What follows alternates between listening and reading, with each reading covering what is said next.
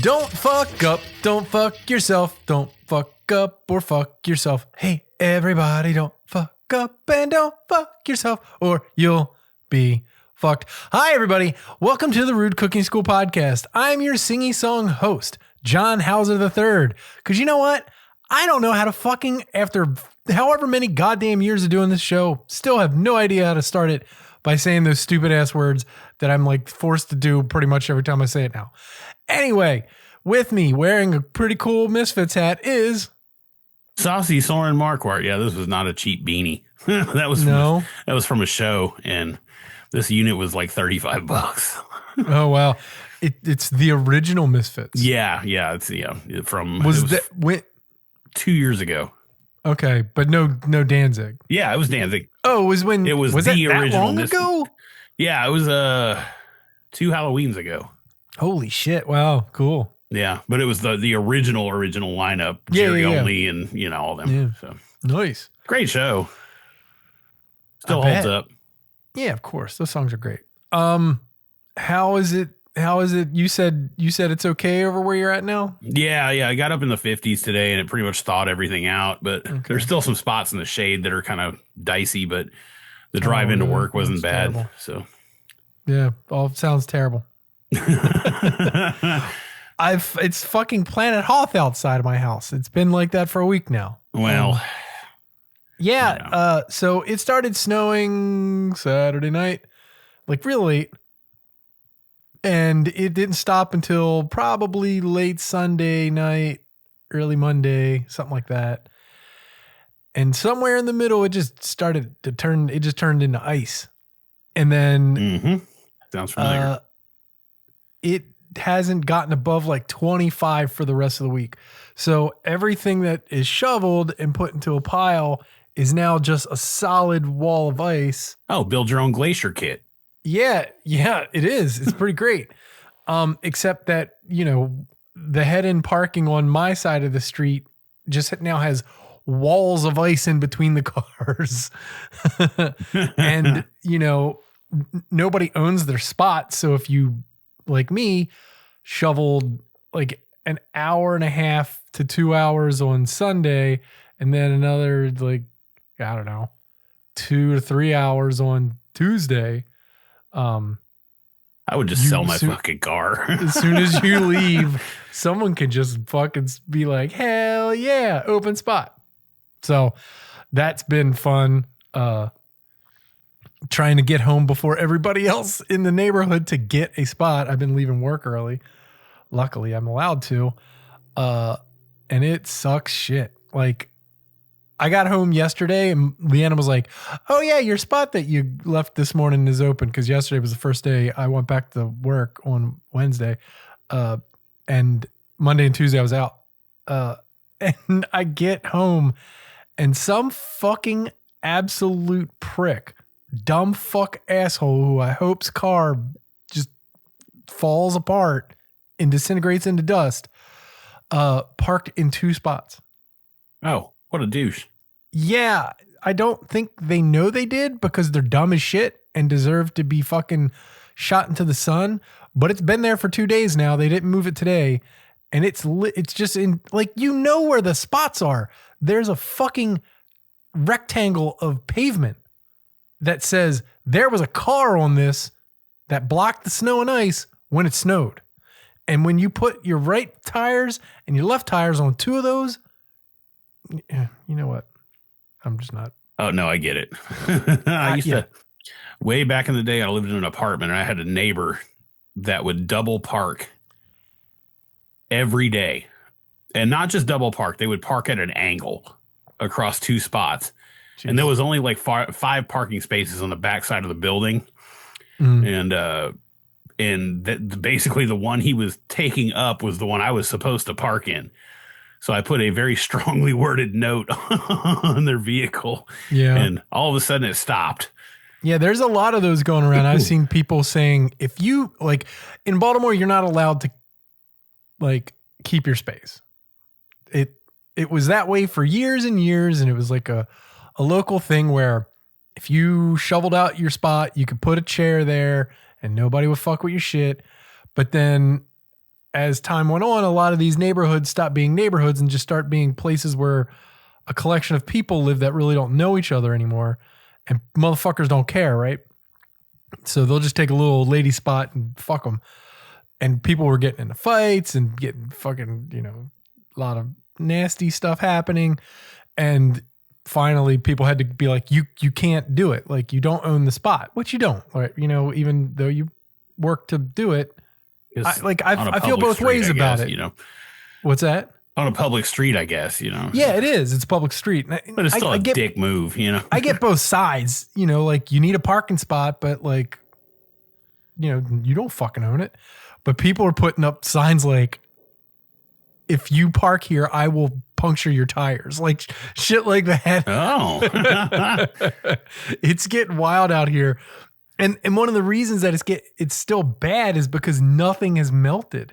Everything's just being moved around. Like the city's trying to, like, at night have trucks like scoop it up and put them into dump trucks, and then they're just dumping the ice and shit into the water. But there's only so much of it you can do to really make a dent. And there's a lot of stuff just in between cars they can't get to because the trucks don't get there. They're not having people just, a lot of people paying for their cars to get, I've never seen it before like this, where people are like, I'll pay $50 for somebody to like come and just shovel out my car. And it's pretty wild, man. So, when winter comes, it becomes a lawless hellscape. And yeah, I mean, we haven't had this kind of thing for a long time. Like, we get snow and shit, but not ice like this, where it's just consistently not going away. Yeah, I literally could not get out of my driveway for 2 days. Yeah, because I live on a hill. And ooh.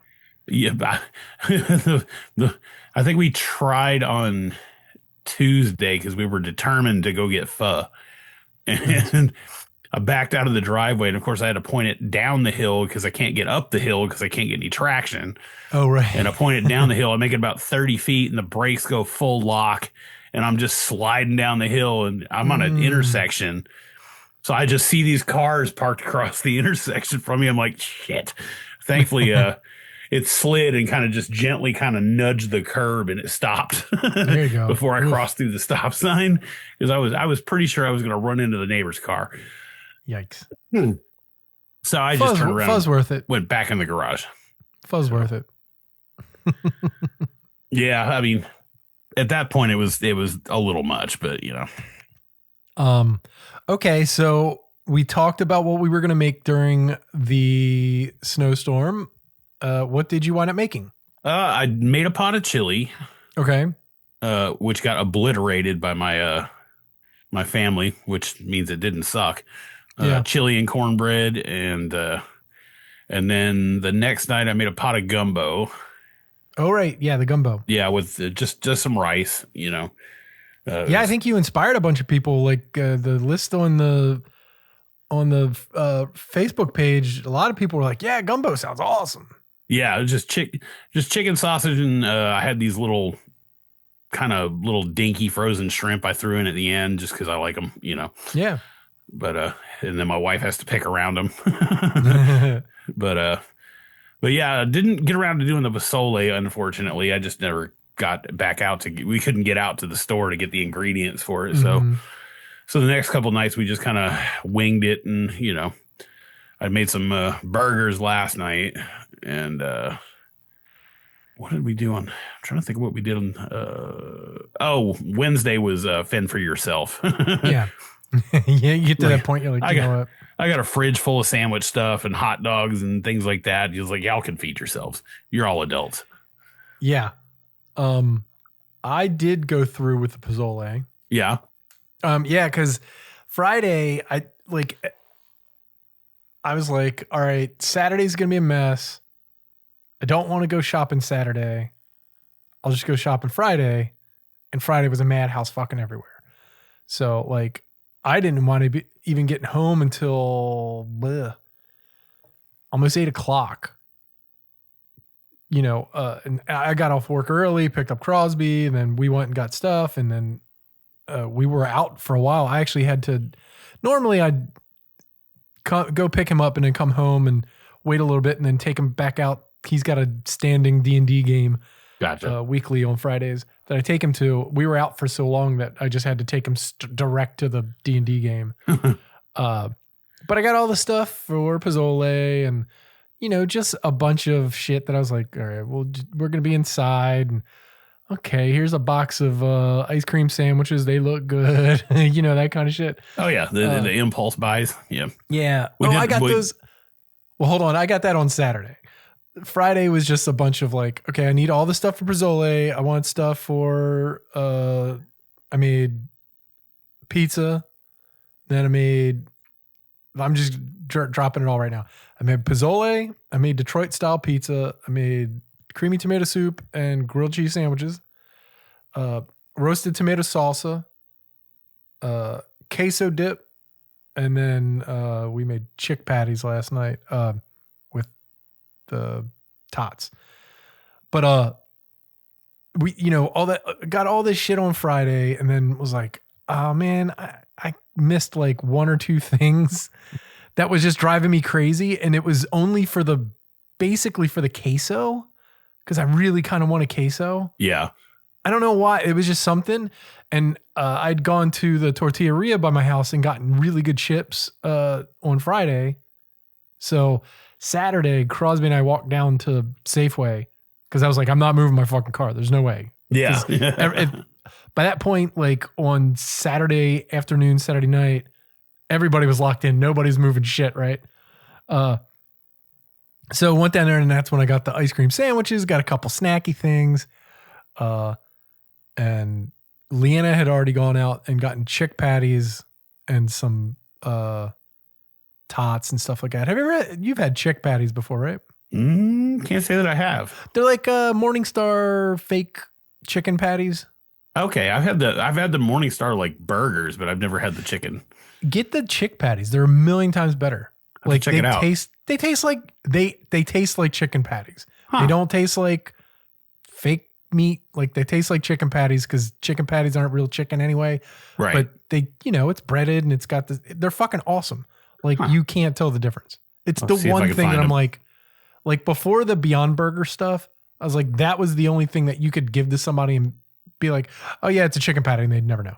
You know what I mean? Like, because everything else kind of tastes weird and fake meaty kind of stuff. Right. But yeah, so the Pozzole came out great. Did that whole thing. The Detroit style pizza worked really well. Like, because I made the dough and then while it was rising and stuff, I just did other shit and made the salsa. Take a couple tomatoes, cut them in half, jalapenos, onion, cut that in half, or half. Just took half an onion, put it under a broiler, burn the fuck out of it. Garlic, and then throw it into a blender with cilantro. Yeah, I do that with. Actually, I like to do a couple raw, like basically two full tomatoes in the broiler and one raw tomato that I don't broil. Just to lighten it up and give it a little. Just fresh. To lighten it up, yeah. Yeah, I do that too. I do it on I tend to do it on my Weber with a couple of chunks of wood. Mm-hmm. And I'll just take all the same kind of stuff and throw it in a foil pan and just get some good color on it. And same thing, I'll just chunk it in the blender and make smoked salsa. Yeah, I love that kind of salsa because there was like when we were younger, there was a place that was like from Austin that was up here. They were a chain. I think it was called Austin Grill. Yeah, and their salsa was awesome. And right before they closed, I got their salsa recipe, and that's basically what it was. They're like, look, just take the stuff, burn the fuck out of it, blend it, let it cool down, you're good. And I was like, really? That's it? And they're like, yeah, that's it. Salt. All right. And every time you do it, you give it to people who are like, this is the best. I'm like, yeah, just fucking burn shit up. It's great. Yeah. You'll dig this though, the queso. Okay. So I had this in my head. I was going to just do queso, just the Velveeta and Rotel joint. Sure. And I was like, you know what? I need to, in the style of Emeril Lagasse, kick this up a notch. And I remembered that I had frozen in my freezer a takeout container full of cheesesteak meat that I had taken from our prime rib from Christmas and shaved all up and then fried with onions. And then we didn't eat it all. So I just froze it because we just don't eat cheesesteaks back to back like that because it's so heavy. Right. And so I just mixed that into the fucking queso and Jesus Christ. That sounds incredible. It's really fucking good. It was warm and steaky and gooey and it was so fucking good. I was like, I would eat about 3 pounds of that. I couldn't wait to tell you about it. Yeah, I would. You know, it's simple. I would eat that shit with a spoon. It's just the Velveeta and the Rotel, and then the cheesesteak meat with the onions, and then I put in, you know, little onion powder, little garlic powder, little chili powder, and done. Like it was fucking great. Yeah, because our go-to like football queso is just the same kind of thing as Velveeta and Rotel and usually and I threw some jalapenos in there and like browned off breakfast sausage. Oh yeah, nice. Yeah, I do mine with. I normally do ground beef. Or try it with the breakfast sausage. Yeah, that sounds good. Yeah, it's a ripper. It's good. The little bit of the herbs and the sausage really give it a little more character. Yeah. And it's, you know, it's cheap. So, yeah. Except the Velveeta. I don't know why Velveeta's so fucking expensive now. Dude. Well, to be fair, I didn't get Velveeta because it's too expensive. I got the Safeway brand. That's fair. Which is the same shit. I'm like. Yeah, the Aldi, it's called Nice and Cheesy. It's literally the same exact fucking thing. You can't tell the difference. Goo. Like, yeah. It's just fucking like Velveeta's for a pack of Velveeta's like $14 or something like that. I was like, what? No, I'm just going with the $7 or $8 cheap shit. That's bananas. $14 fucking dollars? Something like that. Maybe here, it's 12, the like still. No, the big block of Velveeta here is like $8. No, I got the cheap shit for $8. Now I can get the one at Aldi for like $4. Yeah, no, it's crazy. Fucking inflation, man. I had to go with the other stuff. So, but yeah, tonight is another like, all right, well, everybody fend for themselves. I think Leanna's just going to make more chick patties because we got the buns and we still got some frozen tots to go through, and that's fine. Yeah, we're ordering Panda Express. So yeah, because I'm just gonna like it's such a like, you know, you just put the chick pat, you just fry the chick patty in a pan, and then lettuce, tomato, onion. I put some mashed up avocado on it. Nothing wrong with that. No, it's fucking delicious. I think, and I did cheese last night, and I was like, I think cheese might have been a bad idea. So no cheese tonight. Yeah, I got BLTs on deck at some point in the near future here. So me too.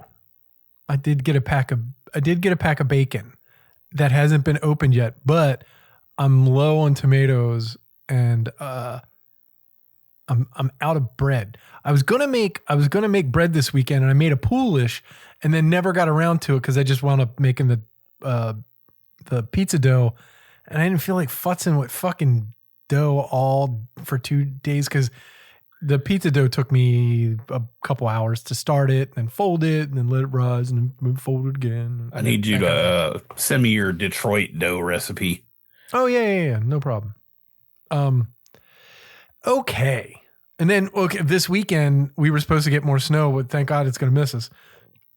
So I think this weekend I will actually take that poolish. For those who don't know, poolish is like a mixture of flour and water and a little bit of yeast that you let kind of ferment over a day. It's a starter. Yeah, it's a starter. You just add it and it gets, you know, it's kind of like, it's not sourdough level sour, but it's got a little bit more flavor and it's developed alcohol and a little bit of funk. Yeah, it's a little bit of funk to start your dough off right and get some really good flavor in there. Weirdly enough, King Arthur now sells a flavorant to add to your dough. It's just called dough flavor or something like that. I'm like, what the hell is that? So I got to look into it. King Arthur makes some crazy shit these days. A lot of really good baking accessories. Anyway, good luck to us all getting out of the ice and stay warm and eat some yummy food. Let's talk about the subject for today. Have you ever gone to a restaurant and you see something on the menu and you're like, that looks really good. I'd like that. And they're like, sorry, it's been 86'd. And you're like, what? Maybe once or twice. Yeah. I feel like that's probably something that happens at more not smaller restaurants. Yeah. Yeah. It's not like a big box restaurant kind of thing. They normally don't ever run out of mott sticks or, shit like that. Oh, speaking of which, my wife literally just texted me, Panda is out of egg rolls. Oh no. They've been 86'd. Yeah. They've been in real time. I just saw you looking at your phone. I was like, what the hell's going on? Yeah. So, or if you're being a shithead, they 86 you out of a restaurant. 86 is a term, for those who don't know, of something going out or being out. Like if you're working in a restaurant and, there's a special on the menu, and sometimes, a lot of specials in restaurants, smaller restaurants, are basically to get rid of whatever they had for the last 2 days that they were doing on something and they're running low. So they just come up with a special to get rid of it. Like, a kind of meat or whatever, just to get it the fuck out before it goes bad. Not saying that the special's bad, but they want it out to make money. So to get it out, they come up with a special. And let's say for that night, they only have 15 or 20 of them. After that, done. And, say it's like,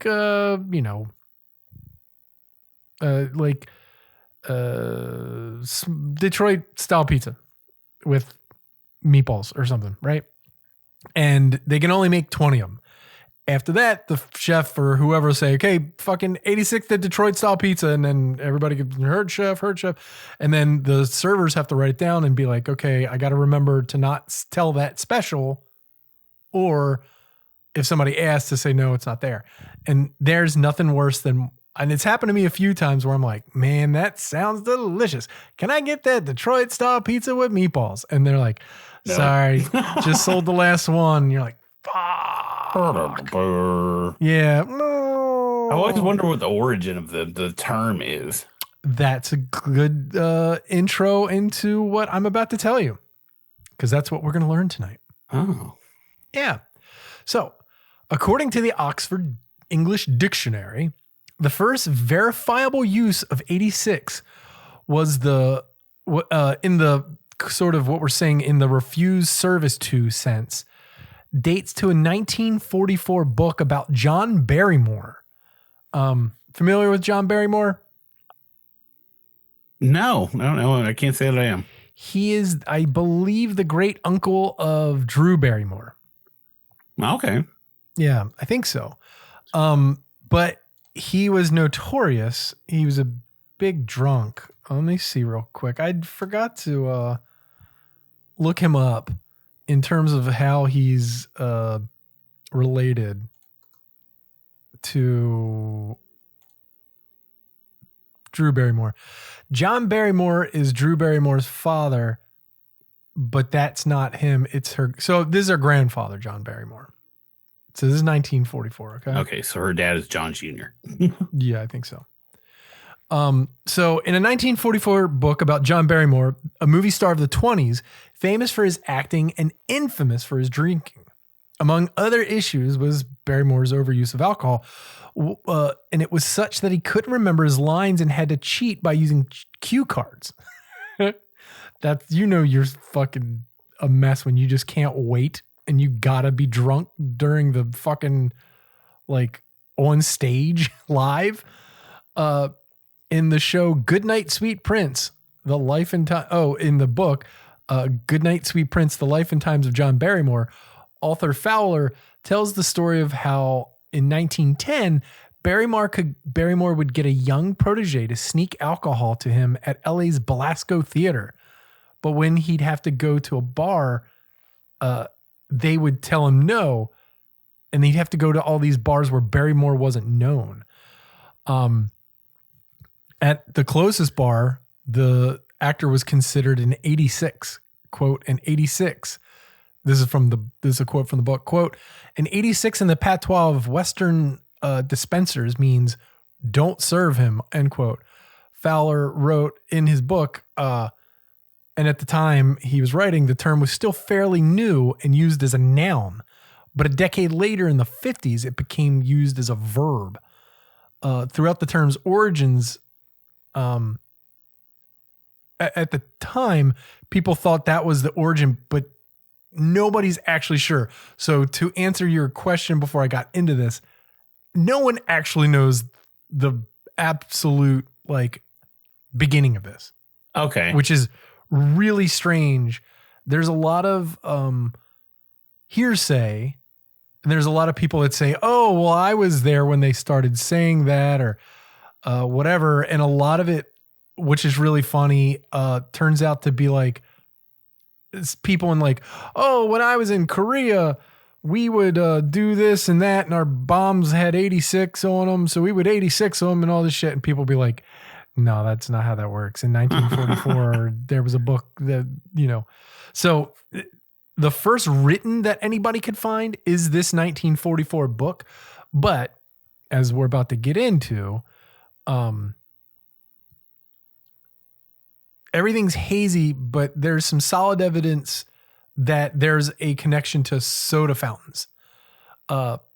So the most widely accepted theory of the term's origin states that it derives from a code supposedly used in some restaurants in the 1930s, where 86 was a short form among restaurant workers for we're all out, right? And this even goes back to soda fountains, like I said before, but the way that 86 was used in short form, like snippets of the said code were published in, there was a guy named, have you ever heard of Walter Winchell? The name's familiar, but I'm not familiar with he was a kind of work. He was a newsman / gossipy kind of guy in the 30s and 40s. And he had a column in 1933 where it was presented as part of a quote unquote glossary of soda fountain lingo. The meaning of 86 advanced by the restaurant code hypothesis presents it as an announcement that an eatery has run out of a particular item, whereas the usage people are familiar with positions 86 as a command that something or someone be gotten rid of. So the term could communicate, we're out of strawberry ice cream, so tell the people who try to order it that they have to order something else. And it morphed into, we no longer want that person on our property, show him the door, or dump that batch of soup. It doesn't work. It's bad. There's something wrong with it. So it kind of changed from the original, we don't have this, which people still in restaurants use, to get rid of that motherfucker over there. Oh. So it means both things, right? So, you know, I've been in restaurants where people have been politely asked to leave for being obnoxious shitheads. And that's the code. 86, that fucking guy, he's being a dick. You know, or again, the soup's not good. 86 it, take it off the menu, get rid of it so nobody can eat it, right? Or we're out. We're out of strawberries, guys. Sorry, 86 the strawberry pie or the strawberry, you know, whatever they're doing with it. Interesting. The fountain thing is really interesting because they don't really go in, like everything was just kind of like, there was kind of like a weird,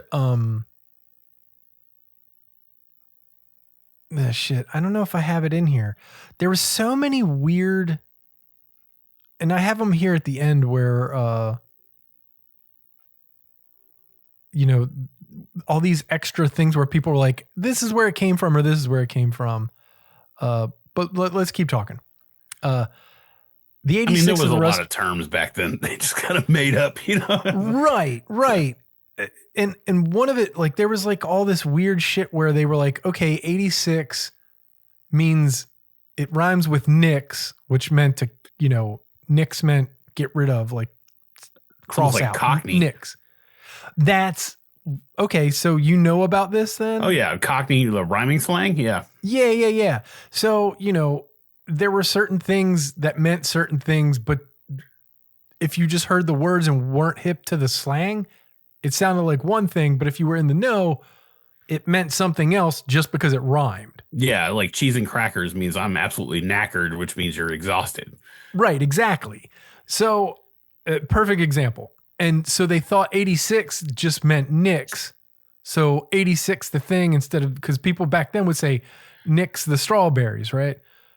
And it just became 86. So I think that might be part of it. And it just became code in like ice cream parlors, where then the next decade, those guys from the ice cream parlors had grown up and had moved to bars and restaurants. So then it just went with them.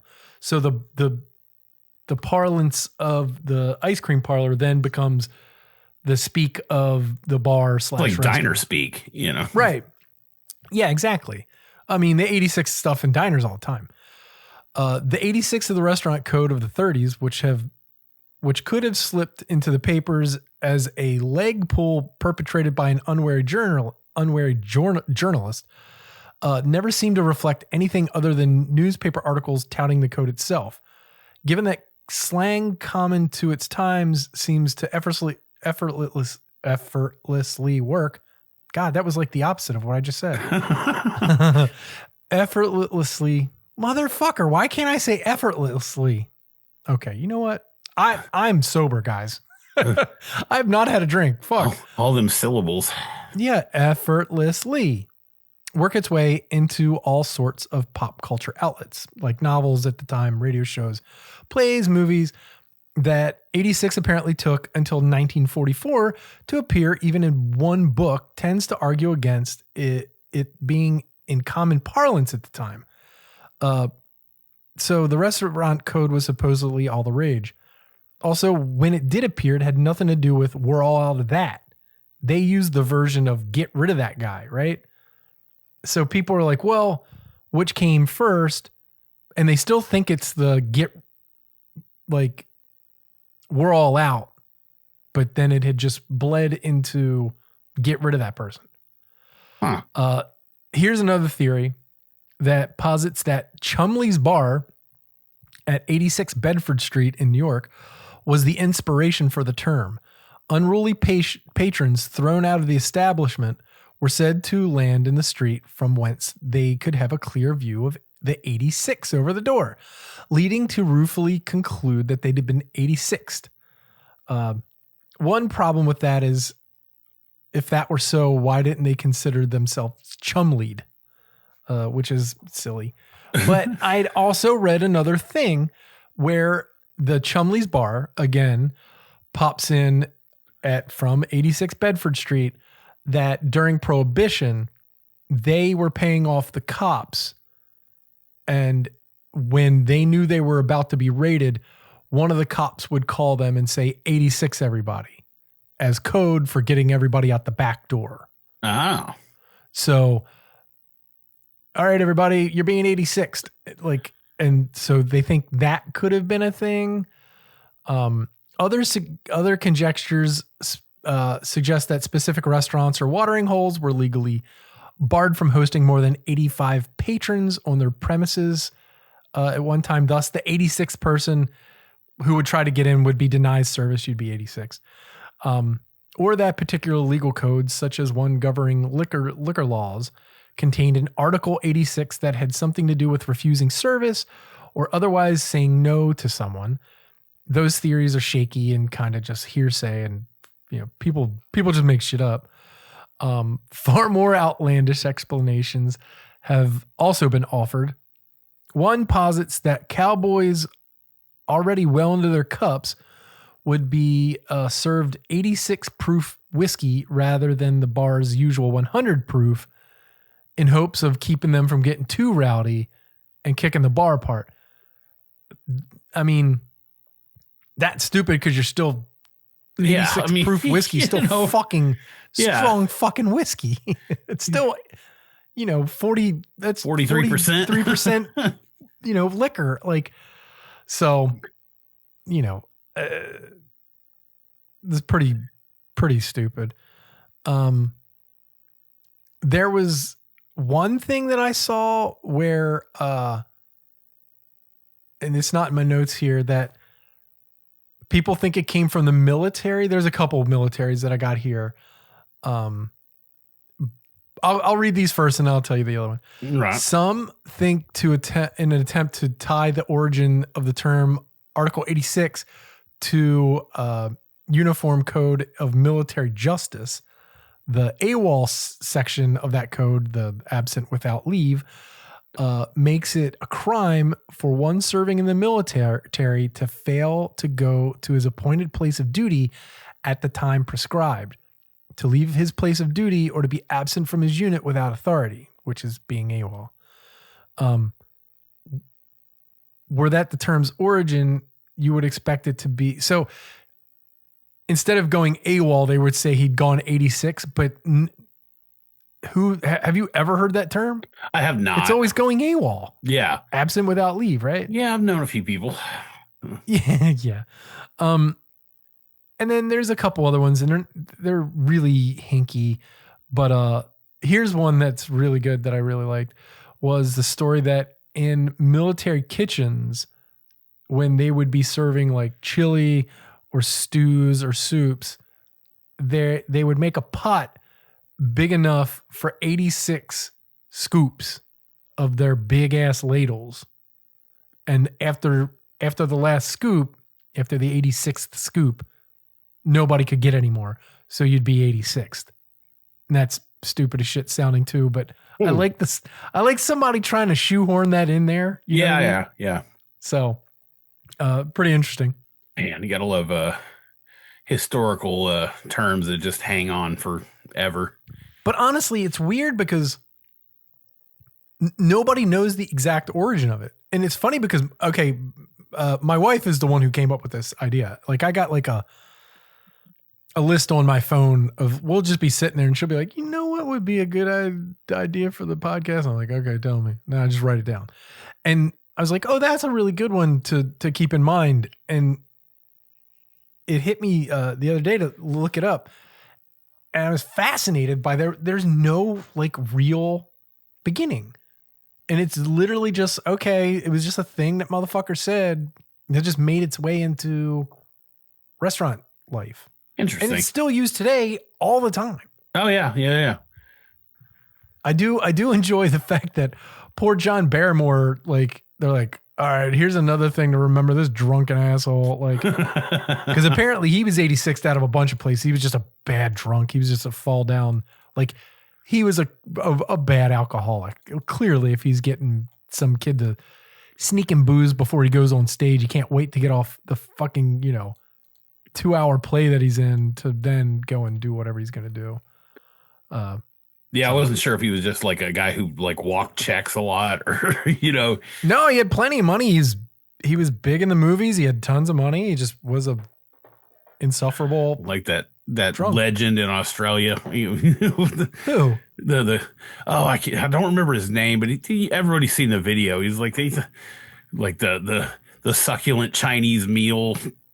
Oh, what You've is never that? seen that? Oh man, I recognize what you're saying, but I can't like figure it out. Oh, I can't remember his name. He just passed away a couple of years ago. But there's like an old video. No, he's just a dude. Oh, just a dude. But he like walked a check in like a Chinese restaurant and he got arrested. And there was a video of him being arrested and he was just having this rant the entire time. And it's hilarious. Okay. I'll look it up. Yeah. Okay. We're going to end this with a couple stories of people who have been 86 from restaurants of the famous people variety. We're going to start with James Corden because fucking, I hate that guy. Do you know James Corden? Yeah. He He's in a very good episode of Doctor Who that I like, and then everything else can go fuck. So comedian, actor, singer, and talk show host James Corden is among a list of celebrities who has been kicked out of restaurants. Unlike most, he was banned and then unbanned over 2 incidents at the New York bar restaurant Balthazar. During the first incident, Corden found a hair in his food. The restaurant's owner, Keith McNally, said on Instagram that Corden demanded his servers immediately get him another round of drinks and make all previous ones free in return for him not giving the restaurant a bad review. Big dick move. Not big dick, little dick. Yeah, big asshole dick. That's little dick energy. Yeah. The second incident happened on October 9th, 2022, when Corden's wife ordered an egg yolk omelet with a salad. The kitchen remade the omelet since there was egg white in the yolk. She ordered an egg yolk omelet. Okay. And the kitchen remade the omelet since there was egg white in the yolk. Then the kitchen sent home fries instead of a salad with the remade dish. According to McNally's Instagram, Cordell started yelling, quote, "You can't do your job. You can't do your job. Maybe I should go to the kitchen and cook the omelet myself." After the outburst, McNally banned Corden from Balthazar. However, McNally went into a shame spiral over the incident, saying on Instagram that he was feeling strange about the James Corden thing and that he was going to get drunk. Not long after, McNally posted on Instagram saying, "Corden just called me and apologized profusely. I strongly believe in second chances. Anyone magnanimous enough to apologize to a deadbeat layabout like me doesn't deserve to be banned from anywhere, especially Balthazar." And Corden went on TV later and apologized for being a dick and said that his wife was apparently allergic to egg whites or something like that. But why are you going to ask for an egg yolk omelet? I've never even heard of an egg yolk omelet. No. Have you? No, absolutely not. Like that's I love an egg yolk, but a cooked. Yeah, that's for mayonnaise. Yeah, it's really interesting. But he had been known to be a dick. And, I've heard many stories of him being out and being shitty to everyone. So fuck that guy. Yeah. Nicolas Cage. Oh, yeah. In September of 2021, a drunk, barefoot, unshaven man walked into a Lowry's Prime Rib in Las Vegas wearing a black t-shirt and leopard print pants. Eyewitnesses told The Sun that they initially assumed the man was homeless. He ordered and drank shot after shot of tequila and expensive 1980 Macallan whiskey before stumbling around drunk, shouting, trying to get in fights with customers, and arguing with the staff. Witnesses of the rowdy customer were shocked to realize that the out-of-control barefoot drinker was none other than Nicolas Cage. Bees! Yeah, the bee, not the bee!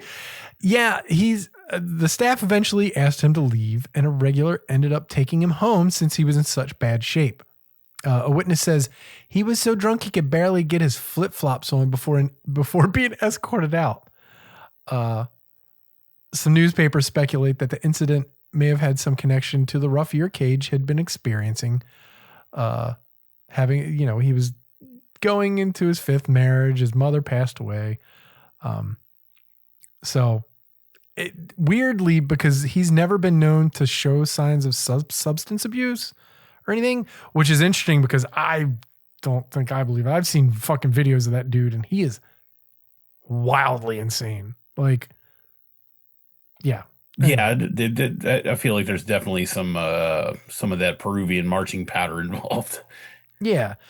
He did tell The Guardian once, quote, "If I don't have somewhere to go in the morning and a job to do, I can be very self-destructive. Then I'm just going to sit down and order 2 bottles of red wine and dissolve." So yeah, he knows his way around a bottle. But yeah, the Peruvian marching powder during the 80s, like I've seen some fucking, have you ever seen the video of him like on a TV show where he's doing cartwheels and shit in a leather jacket and pants? I guess not.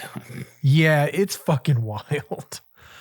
The problem with going through this list is I don't know half these people. So I'm just like, eh.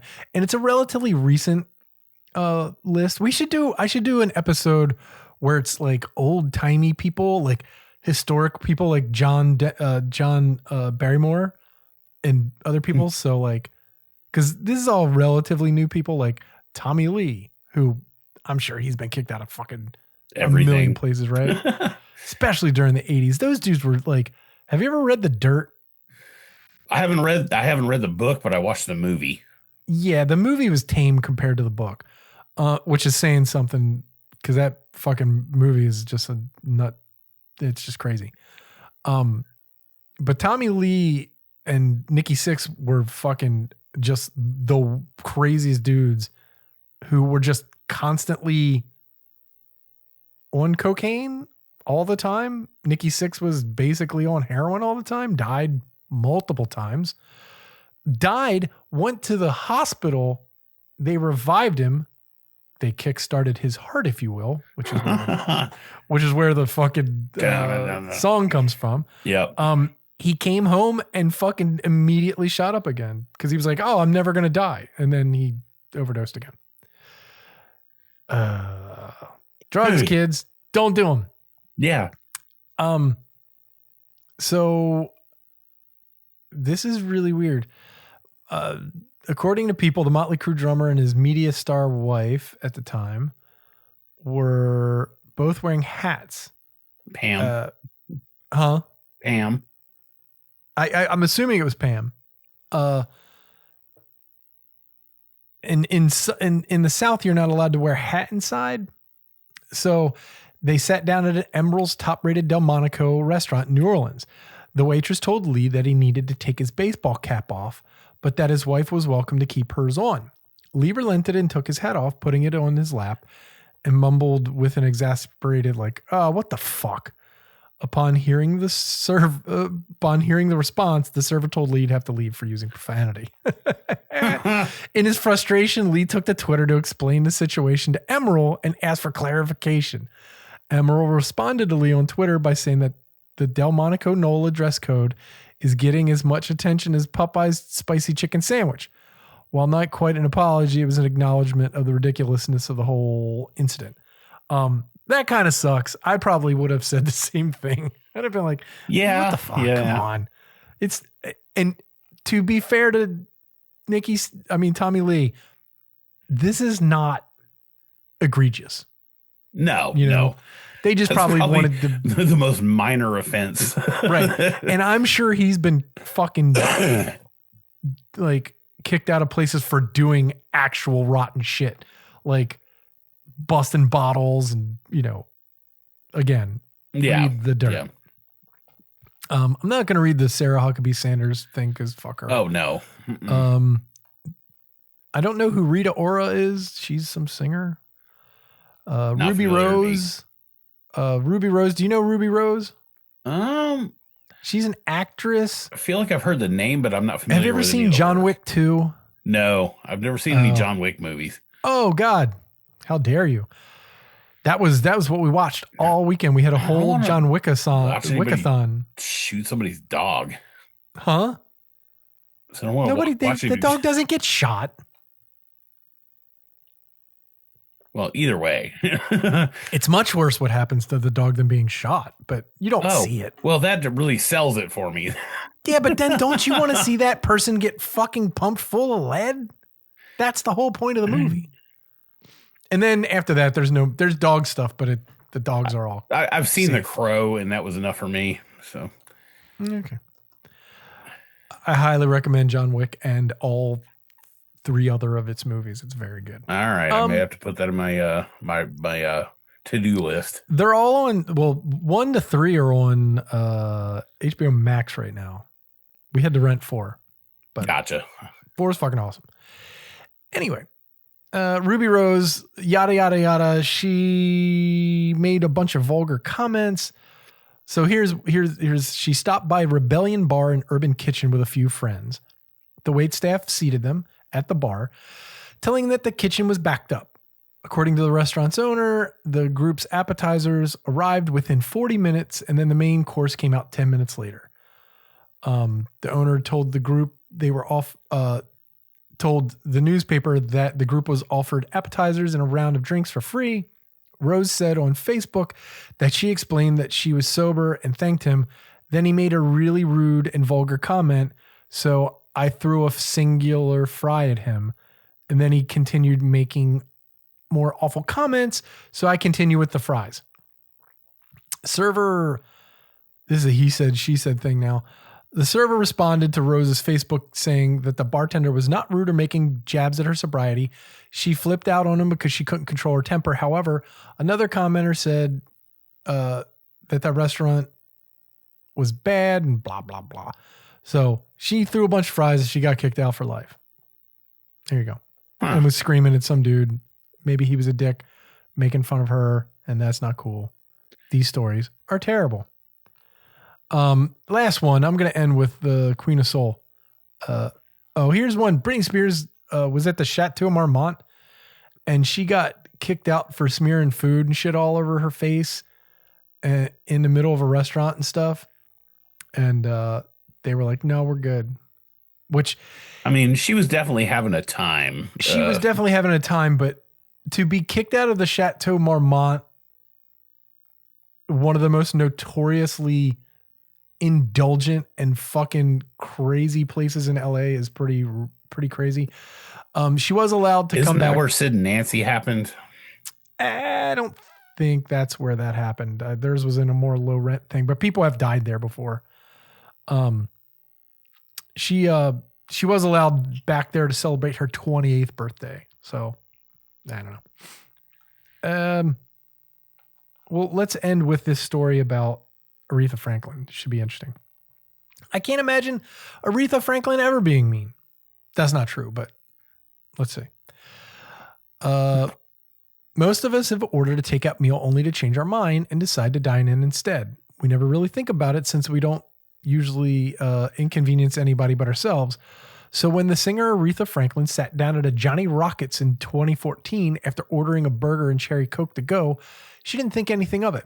Soon a waitress swooped over to where the Queen of Soul was sitting to tell Franklin that she couldn't sit there. Franklin was taken aback and said, "Excuse me, what do you mean I can't sit here?" The waitress went on to say that Franklin couldn't eat inside the restaurant because we've already rang you up as a takeout customer. The waitress banished Franklin to the food court outside the restaurant despite her status. Because, rules are rules. Franklin didn't want the employee to be fired for what she did, but she wanted the girl to be informed of the error of her ways. According to BET, a Johnny Rockets spokesman apologized to Franklin, saying that the waitress was new and very young, who didn't understand the takeout policy or understand who the fuck Aretha Franklin was. This is awful. I'm on Aretha Franklin's side. This is fucking stupid. Even though the company clarified their takeout policy with the waitress, Franklin said she had no intentions of ever going back again. So, well, to be fair, I don't think what do you and do that's when not Aretha a story about her Franklin being comes 86. in as part of their training? Yeah, I mean, and also by 2014, Aretha Franklin was like a fucking old lady. And you know what? Don't kick a fucking old lady out of your store. Yeah. Just let her sit down and eat the food that she clearly bought anyway. Yeah, You know what I mean? Like, yeah, you might not get a tip, but let the fucking old lady eat. Jesus Christ. Yeah. Wait 20 minutes and you'll flip the table and get a tip. Yeah. And you know what, everybody? Words to live by. Let the old lady eat. Okay? God damn it. So there you go. That's the terrible story of 86'ing, which really doesn't solve anything, and all the stories were garbage. I'm sure, like, I feel very unfulfilled by those stories, and I'd read them and I was like, well, this is what I got and I'm going to go with it. And there's a bunch that I left out because they were even worse, or the people that they were written about, I don't enjoy or really don't know. So I'm like, you know what? That'll just make me mad. I'm going to come up with an episode of fun. People getting 86 for good reasons, because I'm sure there's a bunch of those stories out there, So let's go with that. And we'll have something to look forward to in the future. So thank you so much, everybody, for listening to the Rude Cooking School podcast. If you know anybody that would like our podcast, tell them about it. We really appreciate it. We don't pay for advertising. Word of mouth is how we get around. So please, word your mouth around town. Yep. Tell your friends. Tell your pets. Join our Facebook group. It's a lot of fun. It was a lot of fun going through the snowstorm with everybody kind of really telling each other what they were like going to make during the snowstorm, and everybody giving everybody sort of like inspiration, and like a lot of people are like, oh, that sounds good, or oh, good job, or it was very cool and very encouraging and a lot of fun. So check that out if you can. Join the group. We'll let you in. No problem. It's the least gross place on Facebook. It's very true. By a long shot. Yeah, by a long shot. I mean, Christ, even my Toys of the 80s group gets into flame wars constantly.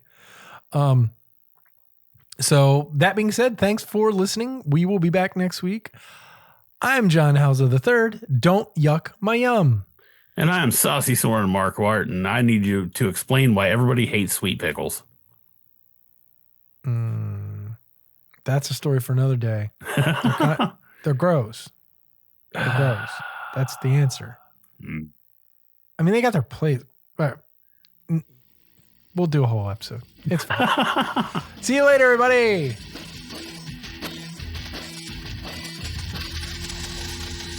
Sweet pickles.